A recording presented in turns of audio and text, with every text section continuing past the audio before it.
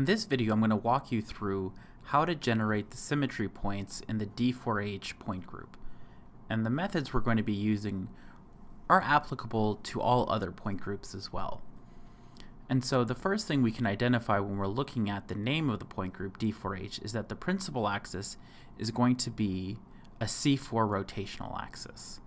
And so if we draw that within this system right here, we can then see that what will generate are 3 additional points that are going to be rotated 90 degrees from one another.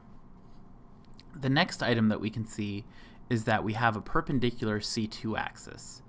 And so the C2 axes will lie along these X and Y directions right here. And so both of these will be C2 axes. And so if we utilize this C2 axis right here, we'll see that this point is going to generate a new point that's going to be below the plane of the screen. This point will then be rotated also into the below the plane of the screen. This point right here will be rotated to generate a point below here that's below the screen. And then also this point is going to generate one up here that's below the screen. Now, looking at this, we can see that there should actually be two more C2 axes that are perpendicular, not just the two that are within that lie directly on the X and Y plane, because this original point right here has to be able to generate this point right here as well. And so what we can then do is we can add C2 axes that are located right here that do not lie directly on the XY plane, but rather bisect them. And so by doing this, we can see that this point can now generate this point right here. This point can also generate this point right here, and so forth. So all points that we already have on the screen right now can all be generated from the C2 axes that we have present. Now, the final symmetry element that we can identify directly just from the name of the point group is that we have a perpendicular mirror plane.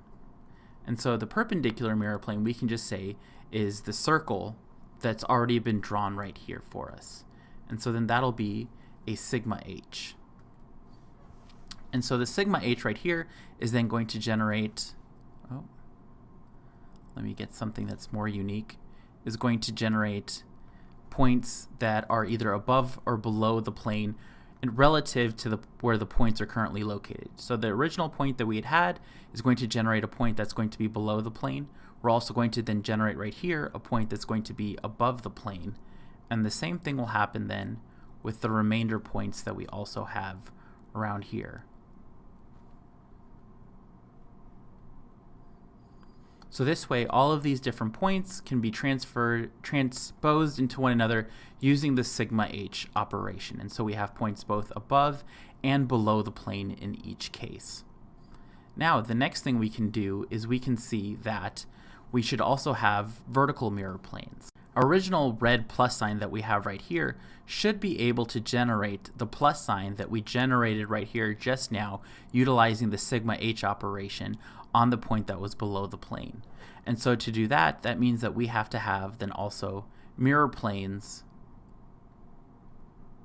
that are present that are on axis with these C2s. And the same thing then goes also for generating all of these other points right here. So we should have another sigma d right there.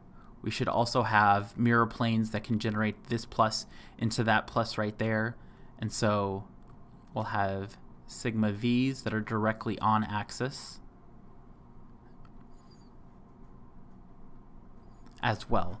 And so now we can see that we've generated multiple symmetry operations and elements.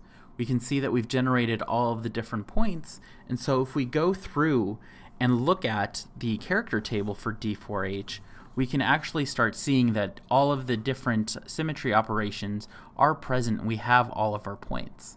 So if we go through and we look at the symmetry operations, we should have E, so the identity, which means that this positive red plus sign should remain in place. We also have 2 points that should be able to be generated from C4 rotations, and so that would be this orange plus sign right here, this orange plus sign right here as well. Both of those will be generated by that. We will also have a C2 rotation that will generate this plus sign right here. We will also generate points from the perpendicular C2 rotation. So if we think of the on-axis C2 rotations as the C2 primes, we will see that this plus will generate this point below the plane right here, and then this C2 right here will generate the point below the plane over here on the left. The other two C2 rotations that are diagonal, that are not on axis, will then help us generate this point that's below the plane right here from that original point, and then also this point below the plane over here on this side. The inversion center that is going to be located right here in the middle will then generate the point below the plane over here, 180 degrees from the original point. We will also then generate 2 points from C4 axes, and so that will be the point right here that's below the plane, and then also this point right here that's below the plane.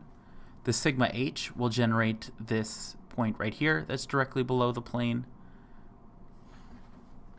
This 2 sigma v's, the ones that are directly on axis, will generate the plus sign that we have right here, and then this sigma v will then generate the plus sign that we have right there.